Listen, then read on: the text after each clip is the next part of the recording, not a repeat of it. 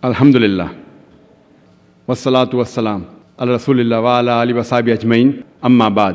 A'udhu billahi minash shaitanir rajim. Bismillahir rahmanir rahim.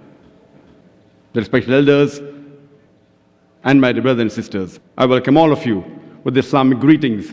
Assal-mo-alaikum wa rahmatullahi wa barakatuh. May peace, mercy and blessings of Allah subhanahu wa ta'ala, of Almighty God, be on all of you. Our beloved Prophet Muhammad said, it's mentioned in Sahih Bukhari, volume number 1, in the book of Iman, hadith number 8.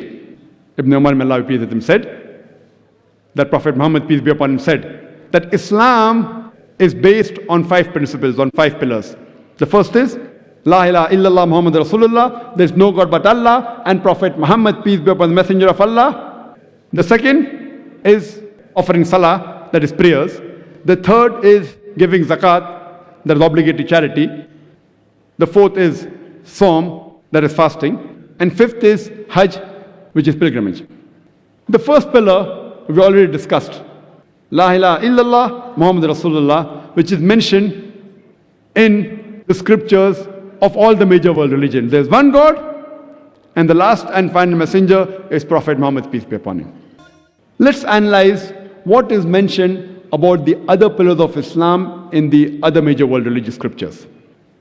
The second is Salah, second pillar. Time will not allow me to discuss in detail about Salah. But today the psychologists, they tell us that our mind is not directly under our control. Our body is directly under our control. If I want to take a step forward, I can take a step forward. If I want to raise my hand, I can raise my hand. But my mind keeps on wandering. It's not directly under my control. So therefore the psychologists tell us that if you want to control your mind, you have to control your body. And if you have to humble the mind, you have to humble the body. And there's no better way of humbling the body than to put the highest part of the body, that is the forehead, on the lowest part on the ground, and then say, glory be to Allah, the highest. Glory be to Allah, the highest, thrice. So the best part of Salah is the sujood. That is the reason the word sajda and its derivatives are mentioned in the Quran no less than 92 times. The best part of Salah, it is the sujood.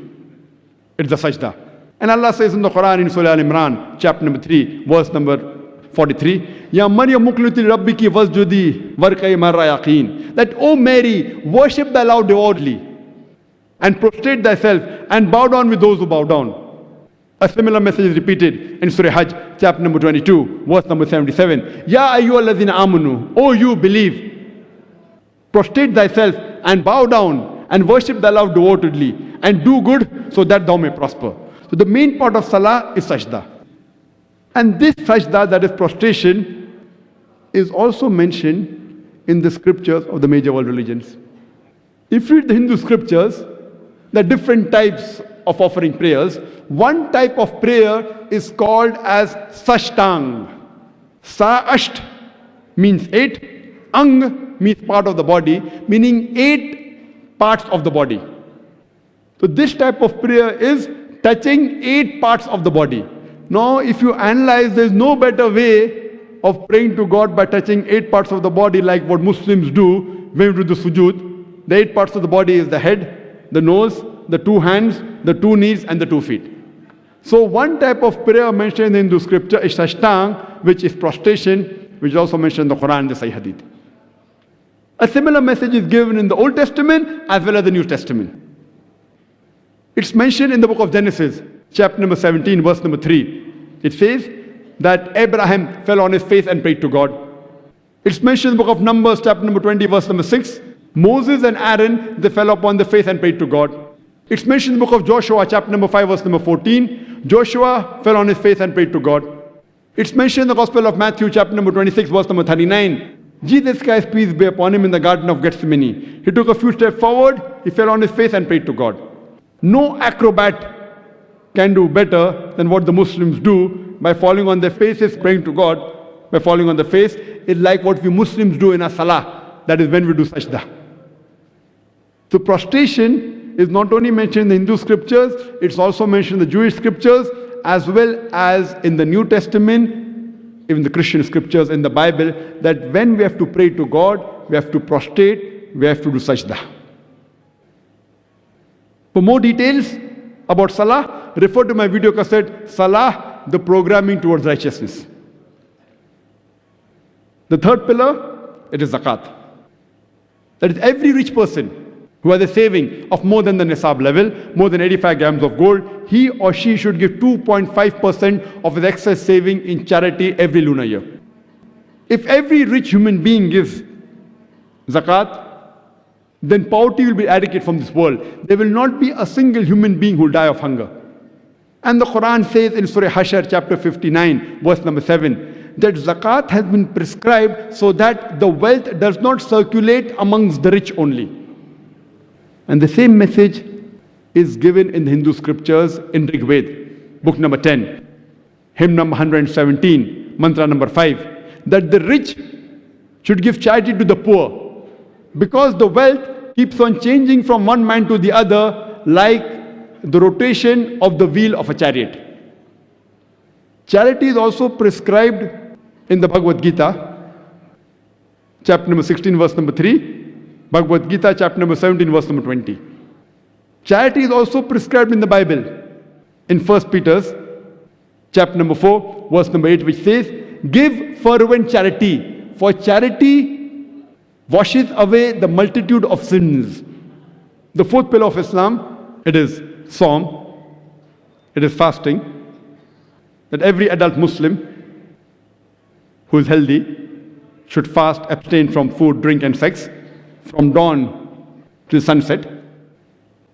And the reason for fasting is given in Surah Baqarah, chapter number 2, verse number 183. That fasting is prescribed to you as it was prescribed to people who came before you, so that you may learn self-restraint, so that you may increase in taqwa. And there are various benefits of fasting, including medical benefits. It increases the intestinal absorption. It reduces the cholesterol level. It takes away many of the bad habits that you have. If you can abstain from smoking from dawn to sunset, you can very well abstain from smoking from other major world religions. If you read the Hindu scriptures, there are various different types of fasting in Hinduism. One type is mentioned in Manusmriti, chapter number 6, verse number 24, which says that you have to fast for 1 month. Fasting is also prescribed in Manusmriti, chapter number 4, verse number 222, as well as Manusmriti, chapter number 11, verse number 204. Fasting is even prescribed in the Bible, in the Gospel of Matthew, chapter number 17, verse number 21, as well as Gospel of Mark, chapter number 9, verse number 29. The fifth pillar is Hajj. Every adult Muslim who's healthy and who has the means should perform the pilgrimage to the holy city of Makkah at least once in a lifetime in the month of Hajj. And it is the best example of universal brotherhood. It is the largest annual gathering. Every year, 3 to 4 million people come from different parts of the world, from USA, from Canada, from UK, from India, from Pakistan, from different parts of the world. All the men dressed in 2 pieces of unsewn cloth, preferably white. You cannot identify the person standing next to you whether they're a king or a pauper. It's the best example of universal brotherhood. And this type of pilgrimage is even mentioned in the Hindu scriptures. The Hindu scriptures speak about various places of pilgrimage known as Tirth Yatra, pilgrimage. One type is mentioned in Rig Veda, book number 3, hymn number 29, mantra number 4. It says a Tirth Yatra, a pilgrimage space, is called as Ilai Spad. And it's described as Naba Prithvi. Now Ilai Spad, Ilai means God, Spad means place, Ilai Spad means a place of God. And it's described as Naba Prithvi. Naba means center, Prithvi means earth. It's in the center of the earth. And we know that Ilai Spad, if you read in the Sanskrit encyclopedia, it says Ilai Spad is the place of pilgrimage, but the place is unknown. Means it says it's a pilgrimage space, but geographically we don't know where it is. It is the center of the earth. This place is referring to Makkah, as we know, is the center of the earth. And why do I say Mecca? Further, if you read the context, Rig Veda, book number 3, hymn number 29, verse number 11, it speaks about Narashansa, the same prophecy of Prophet Muhammad sallallahu alaihi wasallam. So when Prophet Muhammad sallallahu alaihi wasallam mentioned in the same verses in context, it refers to no place but the pilgrimage to the holy city of Makkah. And this further pilgrimage to Makkah is also mentioned in Rig Ved, book number 1, hymn number 128, verse number 1. Makkah is also mentioned in the Bible. If you read book of Psalms, chapter 84, verse number 4 to 7, it says, the blessed are those people who travel to the valley of Bakkah. And Bakkah, if you read, is also mentioned in the Quran in Surah Al-Imran, chapter number 3, verse number 96, which says, the first place of worship is Bakkah, which is another name for Makkah. So even the Bible says, blessed are those people who travel to Bakkah, that is Makkah. So the fifth pillar of Islam, Hajj, is also mentioned in the major religious world scriptures. So this was talking about the 5 pillars of Islam. And Alhamdulillah, if you have to be a good Muslim, if you have to be a good Jew, if you have to be a good Christian, if you have to be a good Hindu, you have to believe in one God who has got no images, who has got no idols, who has got no father, who has got no mother, who has got no sons, and worship Him alone. You have to believe in the last and final messenger, Prophet Muhammad sallallahu alaihi wasallam. You have to offer your prayers and do sajda. You also have to give charity. You also have to fast. And you also have to go to the holy city of Makkah for pilgrimage. So this is talking about dialogue between different religions. Wa akhiru da'wana alhamdulillahi rabbil alamin.